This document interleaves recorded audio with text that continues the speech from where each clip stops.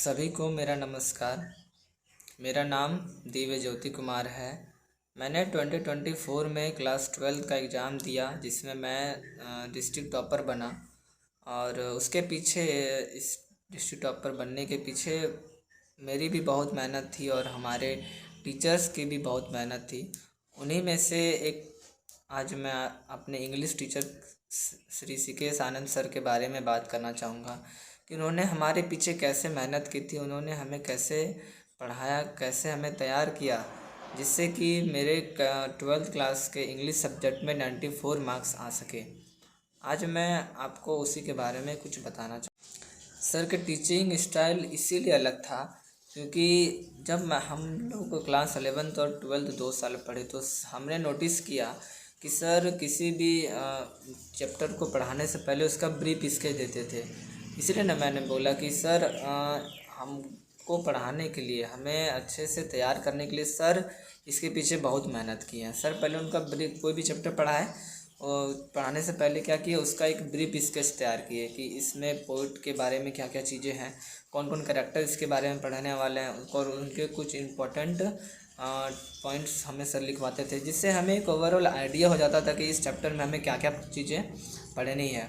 और इस चैप्टर को स्टार्ट करने से पहले भी सर एक दिन पहले, कब जिस दिन पढ़ाने वाले थे उसके पहले क्या करते थे, वो कुछ उनके इम्पोर्टेंट वर्ड्स और टफ वर्ड लिखवा देते थे, जिससे बच्चों को बाद में चैप्टर को लाइन बाय लाइन पढ़ने में कोई प्रॉब्लम नहीं होगी। तो सर ऐसे ही पढ़ाते थे। सर पहले कुछ चैप्टर्स पढ़ा दिए, उसके बाद सर ग्रामर का पोर्शन कंप्लीट करवाते थे, आधा या कुछ कंप्लीट करवा दिए। उसके बाद सर क्या होते थे, पोइट्री सेक्शन में घुसते थे, जिसमें पोइट्री सेक्शन जिसकी बच्चों को सबसे टफ लगता है, उनको पढ़ना, उनको समझना और उनके क्वेश्चंस को अपने से तैयार करना, ये बहुत चैलेंजिंग था। सर तो वैसे सारे चैप्टर्स के क्वेश्चन आंसर करवाते ही थे। सर ग्रामर पोर्शन से भी हमें लेटर्स, एप्लीकेशन सब चीज़ लिखवाते थे, आर्टिकल्स, एडवर्टीज़मेंट और भी जितने सारे ग्रामर्स में हैं वो सभी चीज़ हमें सर बताते ही थे। लेकिन सर पढ़ा के ऐसे बच्चों को तैयार कर देते थे कि जिससे बच्चे खुद से उनको अपने से बना पाए, अपने से सोच समझ पाए, क्रिटिकल थिंकिंग जिसको बोलते हैं, वो बच्चों के अंदर हो जाती थी। तो सिकेश सर का बहुत बड़ा योगदान रहा है। सिकेश सर उसको इस तरीके से समझा देते थे, किसी भी चैप्टर्स को या फिर और कोई चीज़ को, ग्रामर पोर्शन हो, चाहे पोइट्री सेक्शन हो, चाहे चैप्टर सेक्शन हो, कि बाद में कभी प्रॉब्लम ही नहीं होती थी। अगर उसको 1 महीना तक नहीं भी पढ़े हैं फिर भी वो कहानी हमारे मन में चलती रहती थी कि हाँ भाई, इस कहानी में ऐसा ऐसा हुआ था, और अगर इसको जब भी इंग्लिश में लिखना हो तो वो हम खुद से थोड़ा बहुत तो लिख ही सकते थे। सर का एक अच्छा चीज़ जो सभी बच्चों को अच्छा लगा कि सर बीच बीच में टेस्ट करवाते थे। बीच बीच में क्या कि सर एक चैप्टर पढ़ाए, उसका टेस्ट ले लिए, ऑब्जेक्टिव टेस्ट ले लिए, फिर उसमें जो अच्छे मार्क्स किए उनको सर अच्छा मनोबल बढ़ाने के लिए प्राइज़ वगैरह भी देते थे, ताकि बच्चों का मनोबल बढ़े। फिर उसके बाद दूसरा चैप्टर पढ़ाए, उसका सर टेस्ट ले लिए, इसी तरह तीसरा चौथा पढ़ा के फिर क्या करते थे सर, तीनों चारों चैप्टर को एक साथ कंबाइन कर दिए। फिर उसमें जो बच्चा स्कोर करता था उसको सर प्राइज़ देते थे, उनको सर मोटिवेट करते थे कि तुम अगर ऐसे ही आगे पढ़ते रहोगे तो कहीं ना कहीं तुम एग्ज़ाम में भी बहुत अच्छे कर सकते हो। तो बहुत अच्छा लगता था क्योंकि सर के टीचिंग का तरीका, जो मैंने पहले बोला ना कि बहुत अलग है, वो यही अलग था कि सर हर एक बच्चे को साथ लेकर चलते थे। जो बच्चा ठीक है पढ़ने में, जो बच्चा नहीं है, और जो बच्चा, मैंने देखा कि जो बच्चा स्टार्टिंग में इंग्लिश अच्छा से नहीं समझ पाता था, वो अगर लगातार रेगुलर क्लासेस करके 2 साल तक सर के पास टिक गया ना, वो बच्चा इंग्लिश में बहुत अच्छा हो जाता था, जो कि उसको उम्मीद में नहीं था कि मैं इतना अच्छा इंग्लिश में कर पाऊँगा। तो यही बात है।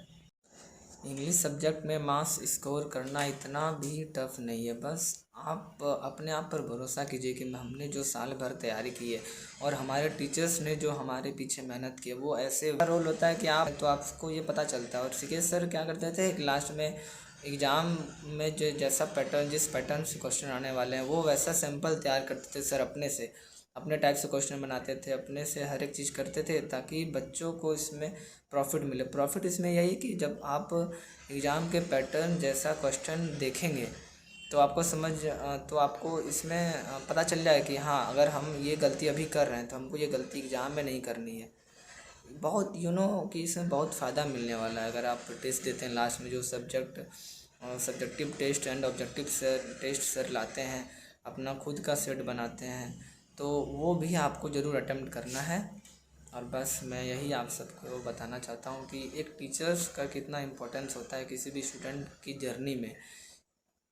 एक स्टूडेंट तो मेहनत करता ही है, लेकिन सर का गाइडेंस, सर का डेडिकेशन एंड सर का पेशेंस, जो सर हमें बताते हैं, सिखाते हैं, और सर खुद अपने ऊपर मेहनत करके बच्चों को सिखाते हैं, वो बहुत बड़ा हाथ होता है। तो सर के पास क्या है? सर के पास एक्सपीरियंस है, और आपके पास क्या है? आपके पास है मेहनत। अगर आप सर का एक्सपीरियंस ले करके उसमें मेहनत करते हैं तो वो बहुत बड़ा फ़ायदा आपको नज़र आने वाला है जब आप एग्ज़ाम देंगे। टेस्ट देने से तो आपको पता चल ही जाता होगा कि बहुत फ़ायदा मिल रहा है, लेकिन जब एग्ज़ाम में जाएंगे, एग्ज़ाम दे के आएंगे, तो भी आपको पता चलेगा कि नहीं, हमने जो पीछे स्ट्रेटजीज लगाई थी सर की और अपनी स्ट्रेटजी लगाई थी, वो हमें बहुत आगे अभी काम दे रही है। इसीलिए मैं कहता हूँ कि एग्ज़ाम ऐसे ही ना देने चले जाएं, आप एक स्ट्रेटजी बना के जाए कि मुझे ये चीज़ करना है, ये चीज़ करना है, और पूरे साल मैंने कैसे तैयारी की है, तो अभी मुझे क्या करना है, उस हिसाब से। आपने पूरे साल समझने सीखने में लगा दिया, लेकिन अगर आपको लास्ट में आप सोचते हैं कि मुझे 12th में अच्छे मार्क्स स्कोर करने हैं, तो आपको बहुत ज़्यादा हार्डवर्क करना पड़ेगा, कुछ मेहनत तो करना ही पड़ेगा, जिससे कि आप एग्ज़ाम में इजीली स्कोर कर सकें। और कोई टफ़ एग्ज़ाम नहीं होती है, आप लोगों ने मॉडल पेपर देखा ही होगा, तो ज़्यादा एग्ज़ाम टफ़ नहीं होती है। इसीलिए आप अच्छे से तैयारी करें और सीके सर के बात को ज़रूर फॉलो करें।